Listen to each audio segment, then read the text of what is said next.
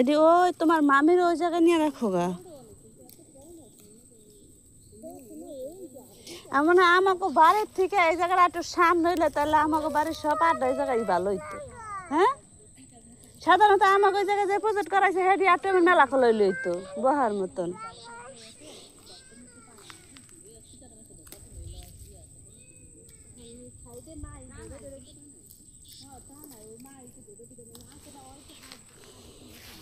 দেখো তো কত সুন্দর জায়গা, এত সুন্দর জায়গা। আমার দেশ আমার গ্রাম তা আমি নিজেই বলতে পারি না, দেখলেই প্রাণটা শান্তি হয়ে যায়। হয়তো ছোট থেকে বড় হয়েছি তো এরকম বাসার থেকে বের হওয়া হয়নি, তাই বুঝতে পারিনি হয়তো আমার বাড়ির পাশে এরকম এত সৌন্দর্য জায়গা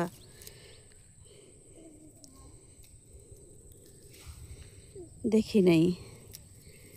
অবশ্য ঘরের থেকে বের হলে দেখা যায়, কিন্তু এরকমভাবে বের হওয়া হয় নাই। হয়তো লেখাপড়া নিয়ে ব্যস্ত ছিলাম।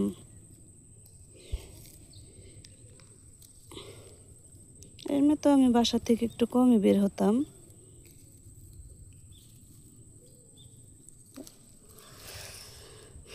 দেখেন না আপু, এগুলো তোমার মামির দিয়ে আসো, মামির মামির কাছে রেখে আসো, দিয়ে হাতে ধরো সুন্দর করে তুমি দিয়ে আসো, মামির মামির হাতে দিয়ে আসো। যাও, ওই যে তোমার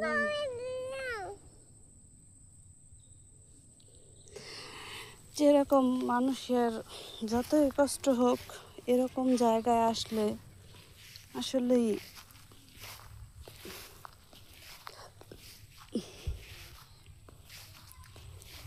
মনটা শান্তি হয়ে যায়, দেখলেই শান্তি।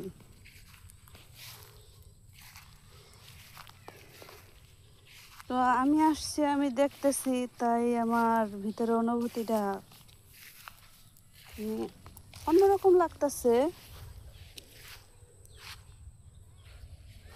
হয়তো আমরা গ্রামের, তাই আমাদের কাছে সুন্দর প্রতিভা মনে হইতেছে।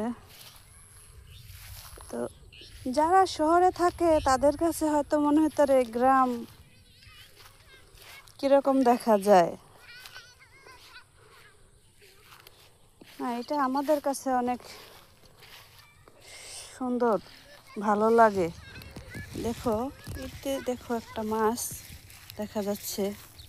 বন্ধুরা, এরকম পরিবেশ আমি আমার এত বছরের ক্যারিয়ারে এখন আমি হয়তো আমারই বাড়ির পাশে হয়েছে জায়গা, তা আমি কখনো আসিও নি, দেখিও নি। এই আজকা ফার্স্ট টাইম এই জায়গায় আসলাম, ভাবলাম তো একটু দেখি। ওঠো ওঠো ওঠো, অনেক বড় একটা মাছ ছিল বুঝছো। আর একটু দেখছো, সত্য আমিও দেখছি।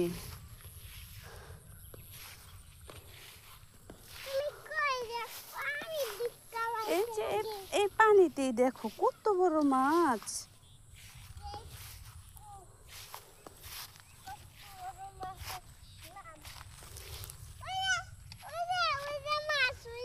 দেখছো অনেক বড় মাছ আছে।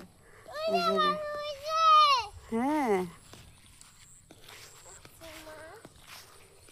যদিও এখন বর্ষার সিজন, ঠিক আছে, হলেও